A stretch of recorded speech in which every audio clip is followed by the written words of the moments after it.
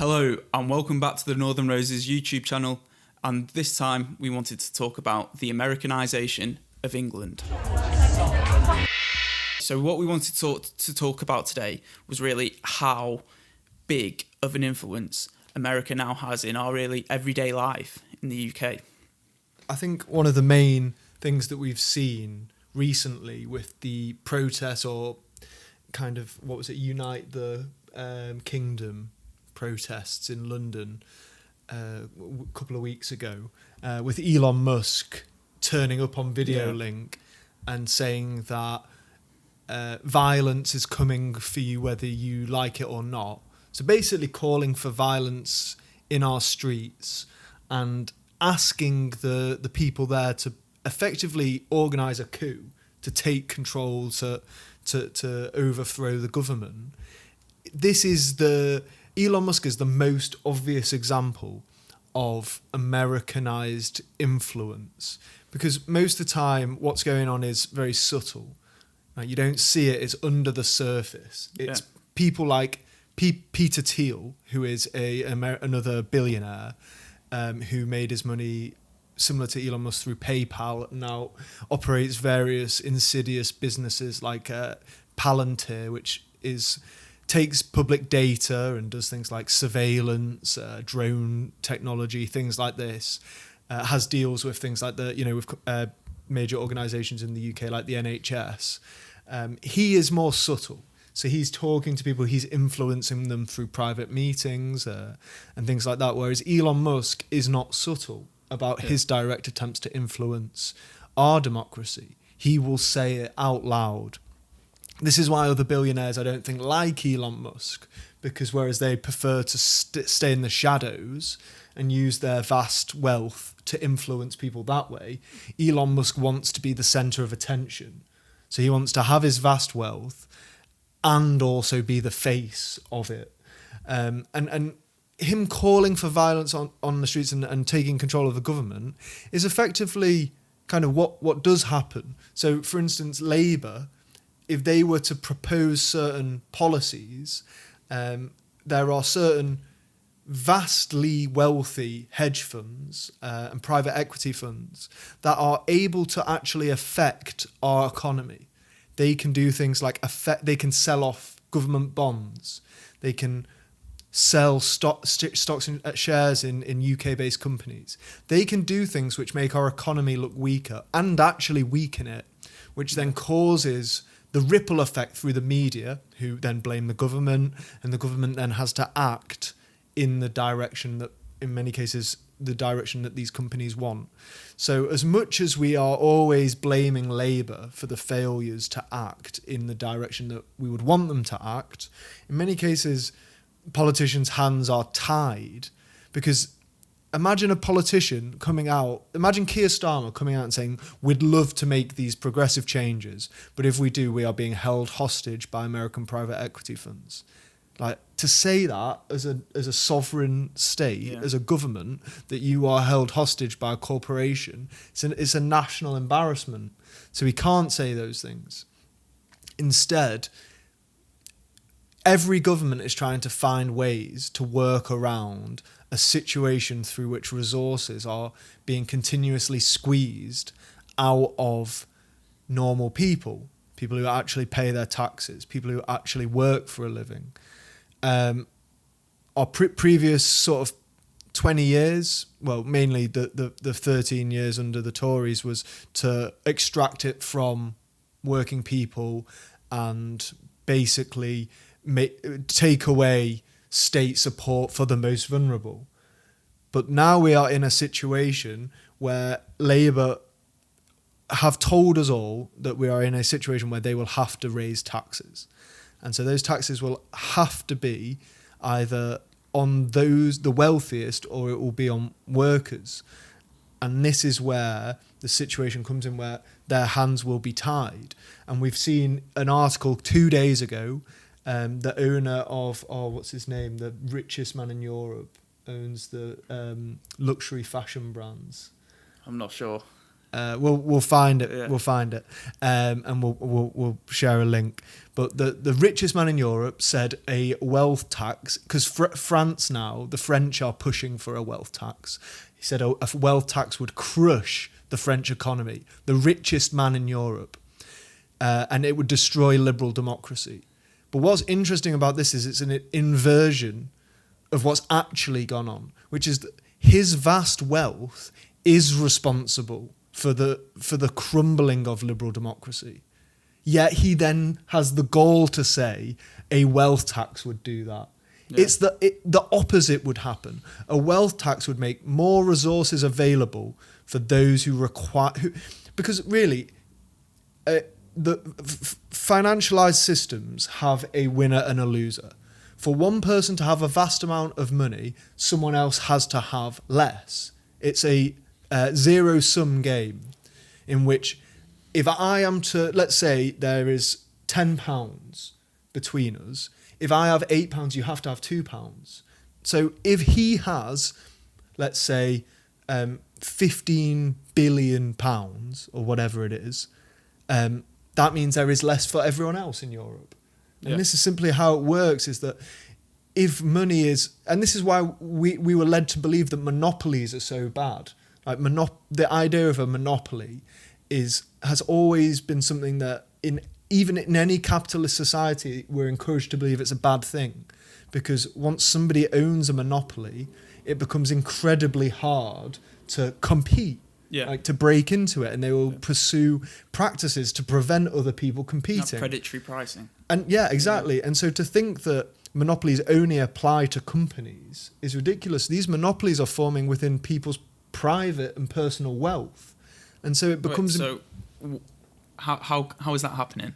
So whereas it used to be the case that companies would only be able to possess this many resources. In fact, companies were only started because people needed to join resources together for these ventures.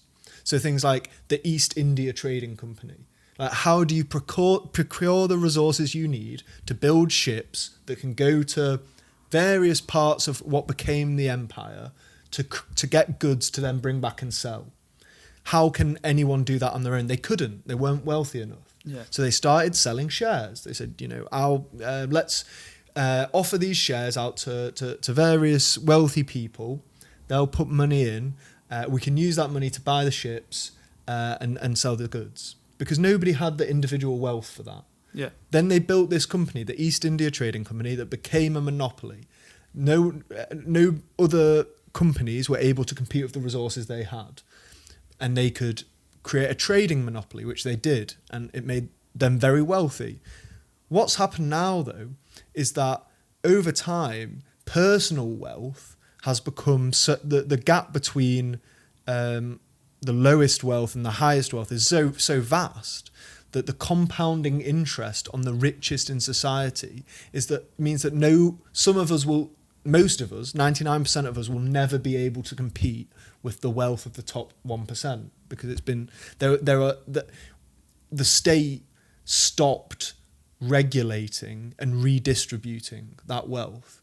And this is an insane thing to do, because economists from the early 20th century recognized that you need this redistribution, because if you don't, it will compound. It's what compounding interest does. You cannot compete against compounding interest. No matter how hard you work, no matter what job you have, you cannot compete against the compounding interest of the world's richest. Mm. They will simply earn more for doing nothing, and that will continue to grow over time. So just to give you a quick example, so the US has two huge hedge funds, private equity funds, BlackRock and Vanguard. So they both own a similar amount, which is about $10 to $11 trillion. To put this into perspective, GDP in the UK, so gross domestic produce, is product is about $3.8 billion US dollars. So they control assets nearly 3 times the UK GDP. Which is just crazy. Which is insane. And this is so both of them together have over $20 billion. $20 trillion. So, do you want to break down just a little bit about how these, like, what even is Vanguard? What even is BlackRock? Because you hear like this kind of money, but how does that relate into like what they do? How does that affect normal like people really? Yeah. So effectively, what a hedge fund or what these big funds are, private equity funds, is they are facilitators for very wealthy people.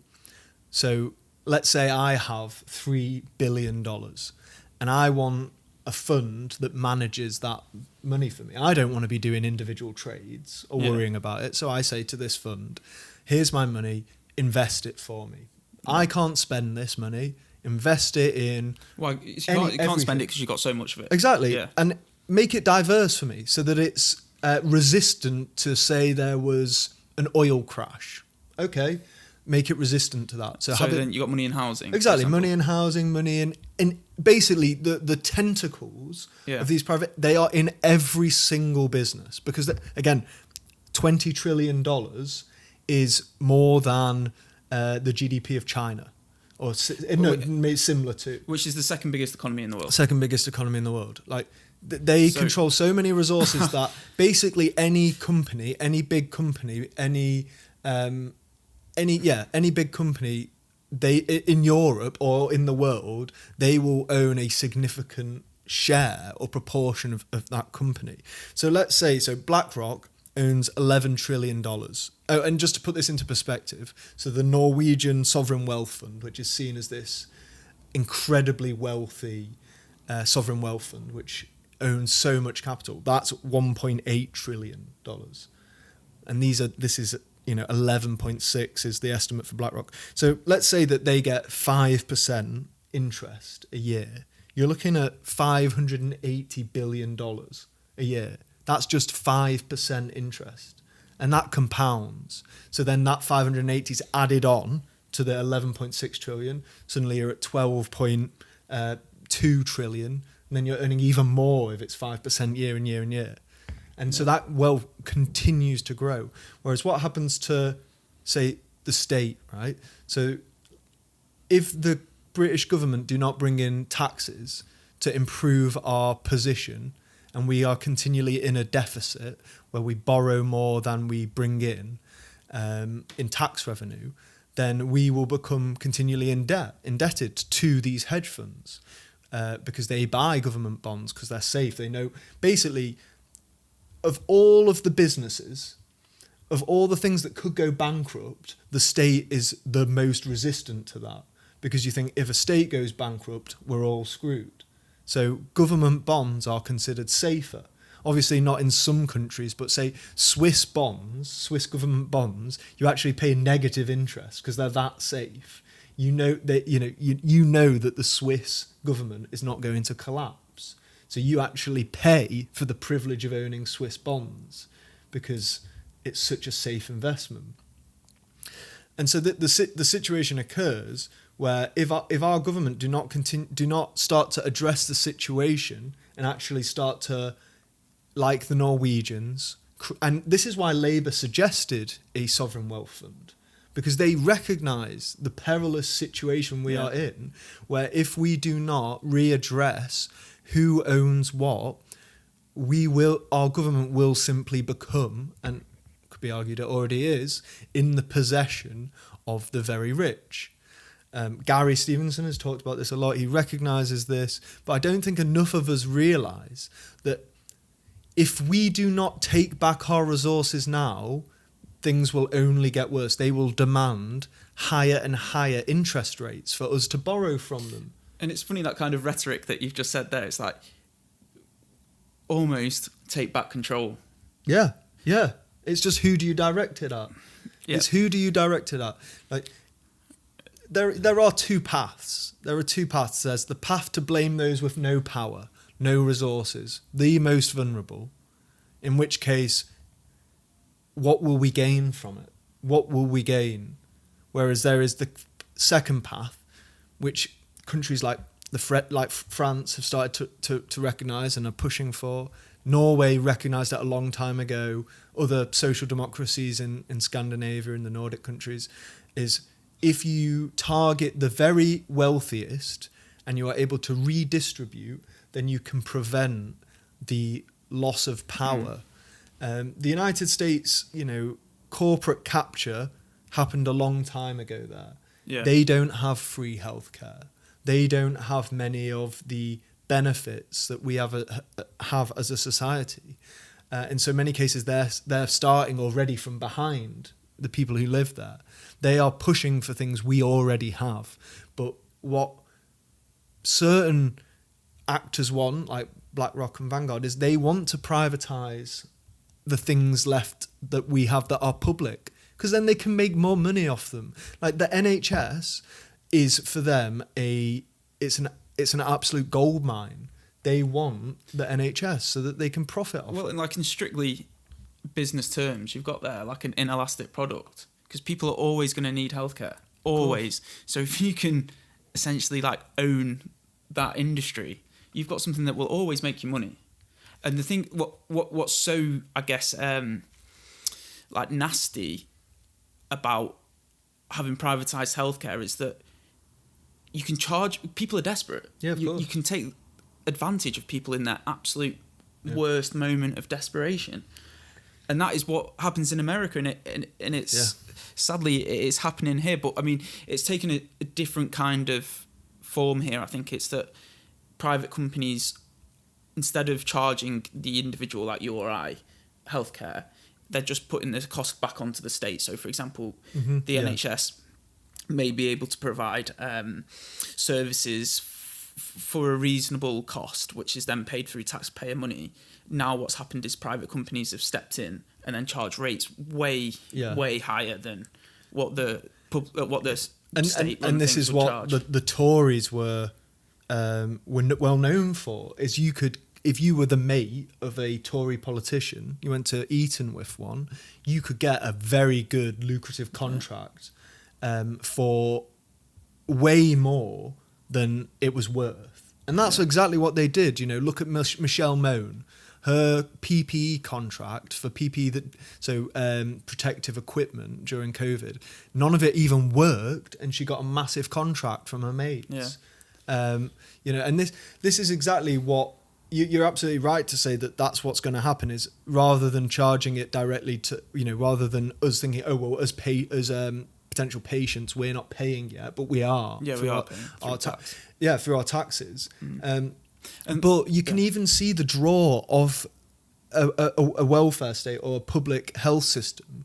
An American production company that produces, we'll link it in the notes, but an American production company decided to move their production from Atlanta in the US to the UK because they said, we don't have to pay as much for healthcare, because the employees can access NHS. So it massively reduces costs on companies. It's hugely beneficial for business to have free healthcare, just like free schooling, just like free childcare. These things enable people to be productive. So when we talk about a productivity gap or a lack of innovation, it's because when the state offers the simple necessities of life and offers people the things that they need to go and be productive and innovative, they can be. And that's why in countries like in Scandinavia and the Nordic countries, you see high levels of happiness, you see high levels of innovation and ability to go out and have new ideas. Whereas in the UK, I think we're finding it harder and harder to have these innovative ideas. Yeah. And everyone will say, well, what about Silicon Valley and the innovation there? But the benefits of Silicon Valley is the diversity, and that they bring in people from all over the world, the best people from and they pay them the most. But these people were worked in various universities across the world and then were moved to Silicon Valley. And also it's important to remember that as the US goes, California is a far more liberal state that has laws and policies that are closer aligned to the values that we have in Europe. Whereas states that are very unsuccessful, that have low innovation, high crime, basically the states that vote for Trump, funnily enough, those states are the ones that are the worst for giving out healthcare. They are the ones that don't have Medicaid or try and ban abortion or don't offer the liberal values that the successful states do. Yeah, and it's kind of like this unregulated capital coming in and it just buying everything, like indiscriminately. If there's an asset to buy, they'll buy it just so that they can kind of strip as much capital from it as they possibly can, not really caring about like what wider impacts it has. I mean, I know we've talked about Thames Water on this before, but it's that kind of thing. I mean, for example, it's like if you live in, I don't know, for example, California, or where do they all live now? Like Texas, Austin, all these like big hedge fund managers, owners, they don't really care about people living in Manchester. And even though that they might own a massive share in, for example, I'll talk about it a bit later, but the B network, the Manchester's public transport system, they're not thinking about, how you get into work. Yeah. They're thinking about how can I get as much money from this asset as possible. Which is hilarious when Elon Musk is held up to be the working class hero. You know, he's on this video call and people say, he really backs British workers. But you only have to look at the various lawsuits that Tesla's been embroiled in because he hates workers' rights. He hates working people. And he's only interested in what situation can I bring about which best suits me and my personal interests? And this is the same with Reform. Reform have no interest in workers' rights or policies that help workers.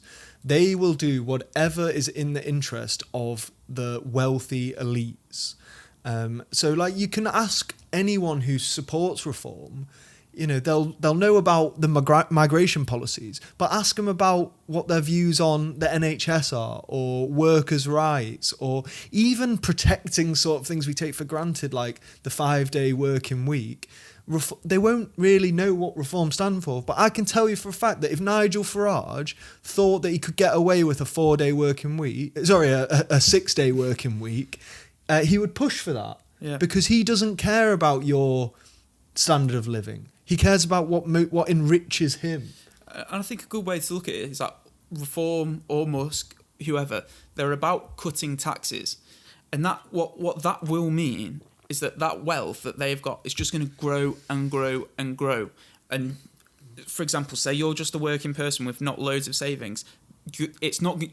Your savings will not grow at the same rate as someone who's invested in something like Vanguard or BlackRock. You will get priced out, and what will happen is you will get your working conditions will get increasingly poorer, and the standard of living will drop. For example, things like healthcare. It's very easily imaginable that you could live in a country without healthcare, free healthcare. I mean, it happens in the US. Well, and then this is the thing. It's like, and I think it's important to actually address a very simple question: is what are we actually existing for, right? Like, if you're a working person, what are you existing for? So the contract that was struck up after World War II was that if you work and you work hard, you can earn more than the rate of inflation. You can earn more than the rate of inflation. You can save and you can own some assets. However, that shifted. Now, you can work as hard as you want. You can work as many hours as the day will provide you and still earn less than the rate of inflation. What this means is that your savings will be outpaced by simply existing. The cost of things will increase faster than your savings will grow. That means that you'll never be able to buy assets. You'll remain poor for the rest of your life. And so the contract that was made between the wealthy or the elites and the people who fought World War II is now broken. It's gone. And that's why, you can see these people like Elon Musk saying, how great the Nazis are, and saluting, doing the fascist salute. It's because, they stand for these very things that our ancestors fought so hard to build. They wanted to build us the opportunity to effectively build a life. So with that being broken, it's easily understandable why people feel disaffected, because that contract's broken. If you feel that however hard you work, inflation will outpace your ability to gain resources, then I think have at it, feel like it's broken and it's shit, because it is. But the question is, does it have to stay that way? Do we have tools available to us still that we can change our situation with? And the answer to that is yes, we do. But those options are very quickly narrowing. And the longer we take to act, the longer we take to reclaim back as many resources as we can, the harder it will become. And that's what you see in the US, is that the longer it takes, or the less action you have in reclaiming back resources, the easier it will be for people like Trump to come along, pass the big beautiful bill, which is a tax cut for billionaires, stripping the millions of Americans who have access to Medicare or Obamacare or healthcare, stripping those people of their healthcare so that the richest can have more. And this is the real battle that exists before us now, is do we choose to accept the line of the right-wing media, which is all owned again by these hedge funds, because media now is a losing business. You're not making money from media because ads all go to Facebook or Google, which again are oligopolies or monopolies, and are owned by the richest people. So the media companies are not backing British workers. So we have to make the choice now, is what do we do? And I would say there are a few avenues left, but some of them do exist. And so what we have to do is do things like what the B Network employees are doing at the minute, which is striking. Strike action is the strongest, most effective tool of workers, because the moment you say we will not work for you until our conditions are improved, that disruption, it hurts them. It hurts those people who own everything that we have, and they will have to negotiate.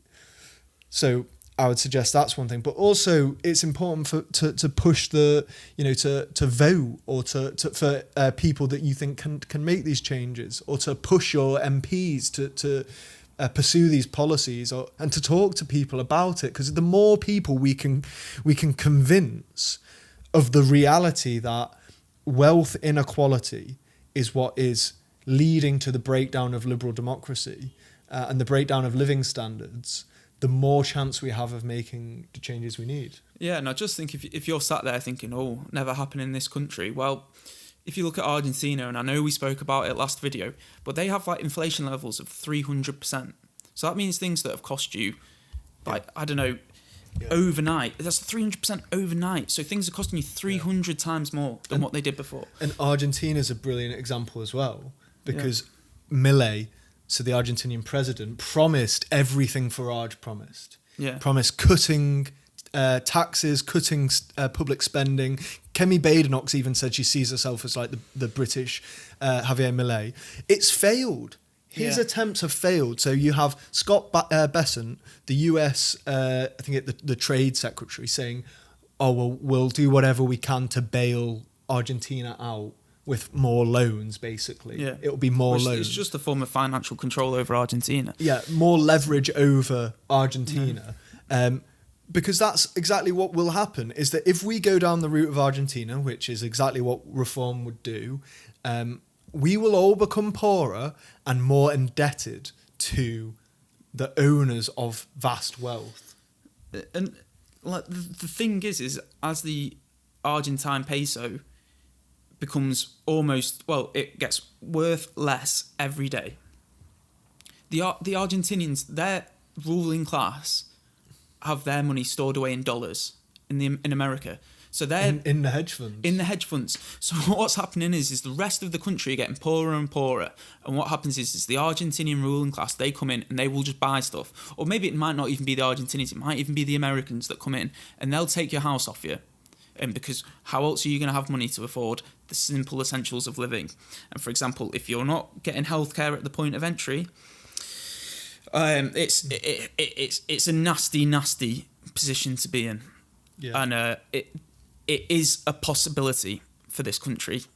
It really is. Well, we've talked about it previously, but the future that will happen if this occurs is things will get really bad, and then they'll get even worse when people have had enough, and haven't used the tools that were the non-violent tools that were available, which continue to exist now, but for how long is another question. But look at Nepal. Yeah. Nepal has just had a violent uprising where they burnt the parliament down because they felt like those non-violent tools were no longer available to them. Look at in the US, political violence continues to increase because people feel like non-violent political tools are no longer available to them.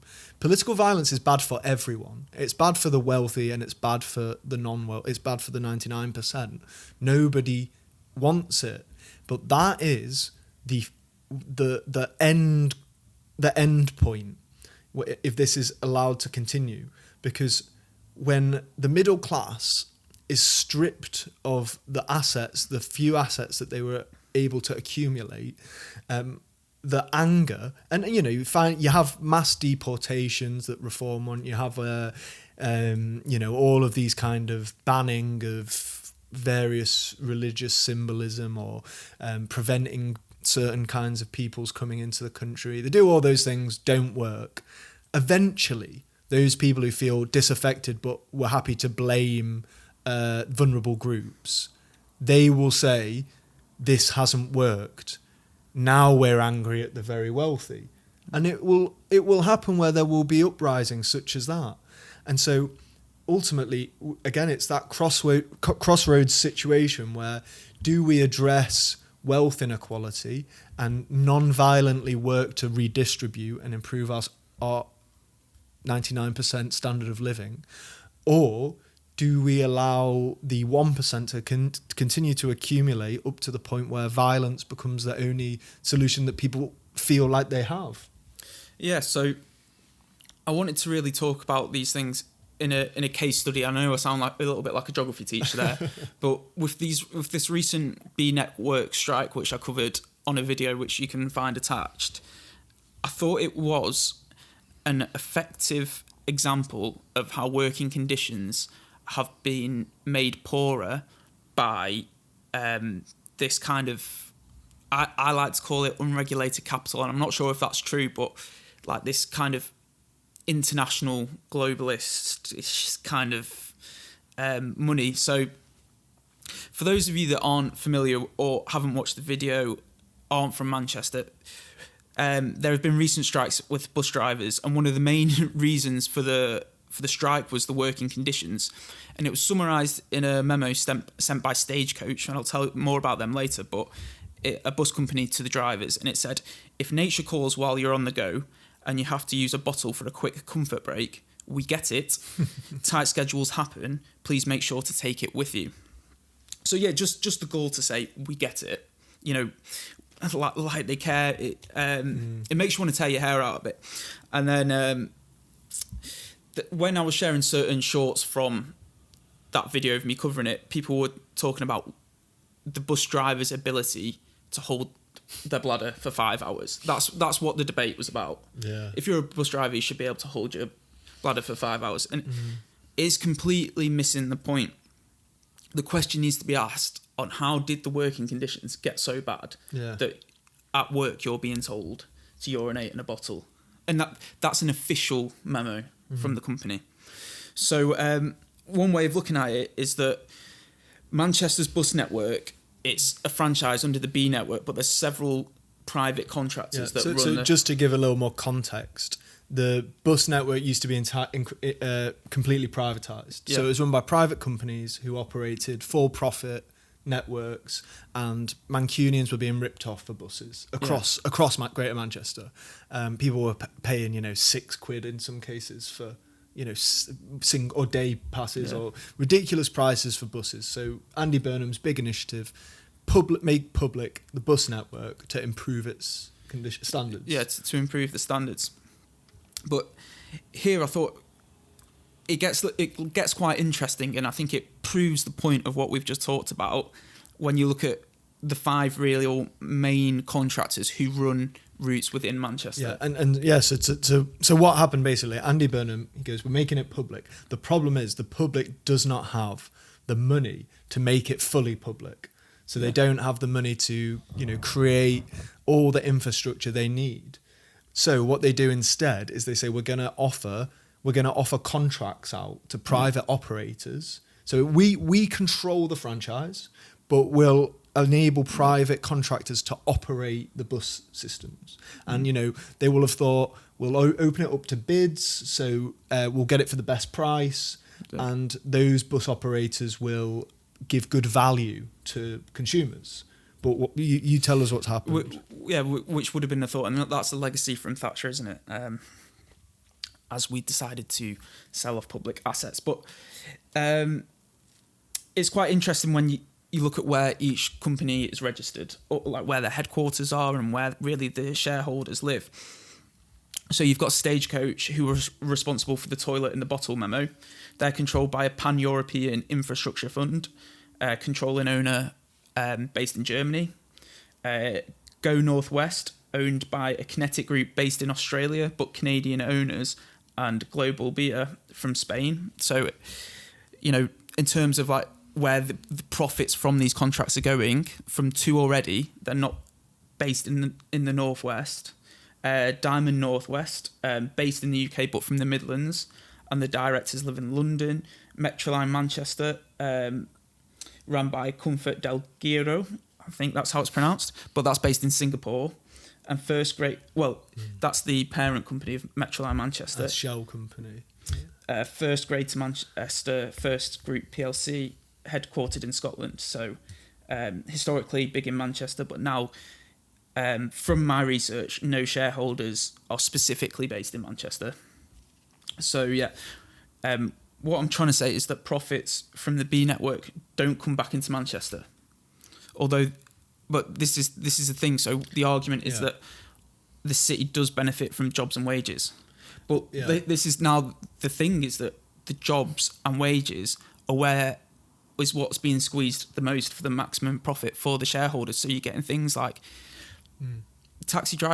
bus drivers aren't even the levels of rates of pay that they're being offered aren't at the level at the rates of the inflation. Yeah, inflation. So each year they're essentially getting poorer. Yeah, each year you're effectively taking a pay cut to do the same job. Yeah. Which in worsening conditions, because also not only are they not increasing pay in line with inflation, but they're squeezing your conditions to make them even more cost effective for them, and make them worse or degrade them for the workers. Yeah, I mean, you can't even go to the toilet. And I think this comes down to how much are we prepared to take as workers?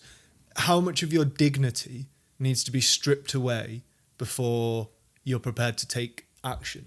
And fair play to the bus drivers of Greater Manchester, because there was a massive show of solidarity across 8 sites of Greater Manchester, and they were well supported. And a lot of the bus drivers, they just weren't necessarily like fully switched on to what's happening in the bigger picture. They just are bus drivers, and they're happy to do that. But they came out to show solidarity with one another, and it was impressive. Yeah. Honestly. Yeah, and I think we see this across industries. You see this with doctors, with nurses, teachers, any kind of public transport, drivers or operators. See it with lawyers, barristers.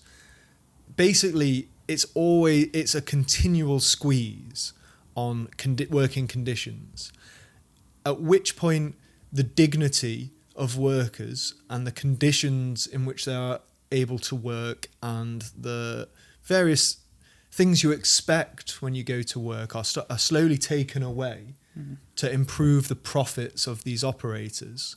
That will just continue to happen. And that's why you need strong workers' rights, strong unions, and the ability to push back and fight back and demand more. Certain countries like Iceland trialled things like the 4-day working week, found that it did not affect productivity, or at least in most businesses, obviously context dependent, but in most businesses, it did not affect productivity. In fact, it increased happiness, it increased productivity. So they made it a countrywide initiative. All businesses in Iceland, except for ones that it's not possible to do, institute a 4-day working week. Lots of businesses tried it and it worked. But the problem is these companies where they operate on short-term interests, they're not looking at long-term and I think this is this is the problem with these contracts, these public transport contracts, is that, for example, if you're a stagecoach, you could be looking at potentially that they might not have this route in 5 years' time. So what good does it do to them to then reinvest back into the drivers, into the working conditions, to make long-term decisions? And they are just thinking of that is really the case. Unfortunately, when you are beholden to shareholders and shareholders that want profits, they want an increase in return now. They will make decisions, short-term decisions that are not in the interests of long-term prosperity. Because correct me if I'm wrong, but the point is that what really matters the most is that when it goes to the stock market, it shows growth, percentage growth year on year, and if there is a dip from whatever reason, then that people stand to lose a lot of money. And although things may happen in the world which will make 1 year maybe less profitable than the last, big hedge funds can't. Well, they can afford it, but they don't want it. Yeah. Do you want to know to get an instant bump in your share price? The quickest way is to sack people, to fire people.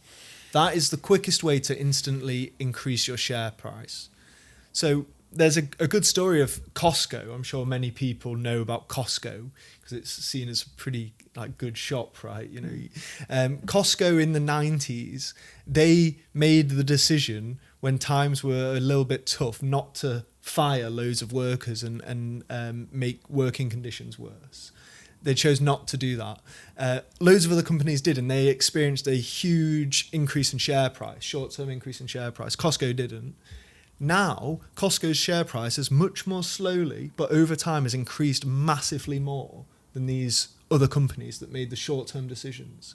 So in many ways, our system doesn't set itself up for making these long-term decisions. But whenever long-term decision-making is implemented that looks at improving conditions over time for rewards down the line, that leads to compounding interest or compounding benefits. So, for instance, youth clubs, right? Youth clubs are a great way to improve cohesion in communities and decrease crime, decrease antisocial behaviour, because kids have things to do. They can go to their youth club and they can go spend time there. Why have local governments or the government not allowed funding to build youth clubs? Because short-term cost-cutting decisions are made without thinking about down the line what are the consequences of this. So they close youth clubs, crime increases down the line, the government of the time is blamed for that, when the government who instituted the cuts should be blamed. But this is not how our system is set up, and this is not how ideas are spread or how narratives are built. And that is a key point, is what narratives have the most pull and sway in the public. And that's why, as we said at the start, there are these two paths, because in fact it's way more complicated. As we've spoken about before on a previous podcast, everything is chaos. So many things are happening at once that nobody has a full picture of what's going on. It's too complicated. Too many people doing too many things. No one person can know exactly what's going on. But what you can do is you can offer a narrative, a convincing narrative of what we want to do and where we want to be. And that's the key point, is that, ultimately giving the public more, giving the government more money, the state more money and more money available to the public doesn't mean it will all be spent super effectively. There will be waste, just like there's waste in every private company. But the benefit is that for a state or for the public, the people working for it feel like they are doing something for the greater good. You're you are spending or you are allocating resources that are helping your friends, your family, and your community. Whereas if I work for a soulless company, what do I care? You know, ultimately, if I'm a lawyer at a high-end law firm, and I don't see progression up to the top, why do I care about how much work I put in if the person at the top is going to benefit from all that profit? Yeah. Just like if you're at the bottom of a big accountancy firm and you're not earning anywhere near what the partners are earning and you don't see progression up there, why would you work really hard? There's no real benefit behind it. It's a soulless shell of a company with no real soul. Whereas what does the public offer you? It offers you a real opportunity to see difference in your life and the people around you. I mean, sometimes it doesn't even have to be like a question of ambition for me. It's like, for example, if you're just a bus driver and that is what you like to do, people shouldn't have to live. Of course they below shouldn't. Like. Of course they shouldn't. And they work hard as well. And, yeah. and but the thing is, the thing with the B network though is you can feel like I am a bus driver providing a key service to the public, and the public are the ones who are gaining from it. Yeah. Whereas if you're working for a private bus company, why would you feel the same kind of loyalty to that company where you think they are ripping their customers off? Like, you know, as a bus driver, that whereas you want to feel like if you're working for public transport, that everything is being done to ensure the best value to the consumer. Whereas you know that if it's a private company, they are not, their primary objective is not public good and interest. Well, it's private interest, isn't it? It's private interest. And competition in certain contexts really does work because companies do have to provide the best possible service. Because if they don't, you'll pick another company, right? So if I've got the choice between phones, maybe this isn't the best example. Let's say TVs. I'm going to choose the best TV, right? For the price. For the price. So I don't care about whatever the companies do. I'm just going to pick the best TV. And buses don't really operate like that. Like, you're not going to have loads of competing private bus companies. So that's why you need it owned by the public as well. Well, it's just like the old train thing, isn't it? Like Manchester to London, there's one train. Yeah, and then you pay whatever price they set. Yeah. And, like how that is, and that's been allowed to be they tried private, to get round it by saying, you pay for the privilege of owning the contract. So there's a bidding war. Who offers the best price to the government to own the right to operate the line? So, Virgin operated it for a long time. But what happens then is, okay, they make the best bid, the best offer to the government accept it, and then they can just do whatever they want. Because they say, well, we need to earn the money back somehow, so what do? Well, we make the service worse, we make the experience worse. Less carriages, we more increase passengers. The prices of the tickets, all of these things that then just make it way worse. Whereas if it was operated by the public, at least the public interest is always the focus. It's not how much more excess profit can we earn for the shareholders. For people who don't even live in the country. Yeah. They're not invested in how good these services are. And this is the point I was trying to make with the bus, who runs these contracts of bus services within Manchester. Say I live in Singapore, I am not thinking about you getting up on a February morning and your bus driver being in a safe position to drive the bus. And the thing is as well is these people aren't thinking about shift patterns. And I spoke to one bus driver and he said how the way that their shift pattern is working is that he struggles to see his children. And it's just like, what kind of society are we living in where we are actively putting shift patterns in so that parents cannot see their children? At the end of the day, what are we doing? And what is like this thing, you're saying, this contract? What are we working towards it? Is it this idea that, and the right love to talk about strong families. Strong family values. Strong family values. And it's like, well, how can people have these strong family values when their parents are constantly working at times when they have the chance to see their children? And that, I think this brings us to the broader point we're trying to make here, is that the right want us to fight a culture war, right? about what family values we prioritize, whereas the left are about actually creating the conditions that allow you to pursue whatever values you want. And that is the key difference. Is a culture war is saying which values are the best, which are the right ones. Yeah. Whereas on the left, the idea is we will allow you the conditions to decide your values. And the right, although they talk about free speech, it's more irresponsible speech. The right to say whatever you want and never experience any consequences for that. Whereas the left are interested in how can we create conditions through which we can talk to each other in responsible ways and build conditions through which we can all improve together as every boat rises as one. Whereas conservatives, at least now, it maybe wasn't always this case, but they are interested in how can my boat rise whilst your boat falls. Yeah. Well, I think we've come up to time now. And is there any note you'd like to leave it on? Maybe a positive note is that the narrative does seem to be turning.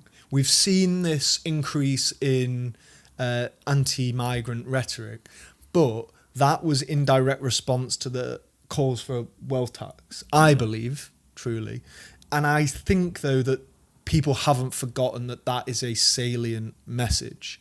And I think if you go and talk to people who are anti-migrant, they will agree that wealth inequality is a real issue. And this is the thing, is like people are not stupid. They know that wealth inequality is a huge problem. They know that increasing the wealth of the billionaires and giving tax cuts to them is not beneficial to their lives. You know, of course things need to be addressed, like how can we make resources available so that communities have places where they, you know, and cohesion can be improved, and people can feel like the community is growing, not being fractured or divided. Like these are like serious issues, but you need resources to address them. And so I think this is the thing to say to people who hold these views is, you might very well have a reasonable instinct here, but we need resources to tackle that. We need smart people thinking of policy to address it. And if we do not address wealth inequality and take those resources back, we'll never have good answers. We'll only have the answers of the people like Nigel Farage and the thug of Tommy Robinson, who will tell you what you want to hear. They'll feed on your anger and your hate, your deserved anger and hatred, because that's what it is. It's there because things are bad, and they'll feed on that, and they'll tell you answers that make you think, yeah, you know, that fills that answers that rage. But the real solution here is to get resources to improve the problem, not just promote violence and anger and hatred. And I think my closing statement or point would be to join a union. Yeah, because they're powerful. Yeah. When everyone comes together, it can really make a difference. And I don't think people realise how powerful, or maybe some do, but how powerful unions can be. And they can hold a lot of political power and influence policy massively. And there's a reason why people like Margaret Thatcher, Ronald Reagan hated unions. In Denmark, around 90% of people are in a union. Yeah. And this means that politicians refuse to take the side of businesses over their own people. Because it's like career suicide, isn't It it? is. Yeah. Why would you take the side of a private company over the workers? Because 90% of them are in a union. So they're not perfect, but no one is. So have a look at joining them, because if you want to improve your working conditions, that is the way to do it. Thank you for watching and subscribing. The channel is starting to grow, so we do really appreciate all the support that you're showing. And bye. Bye.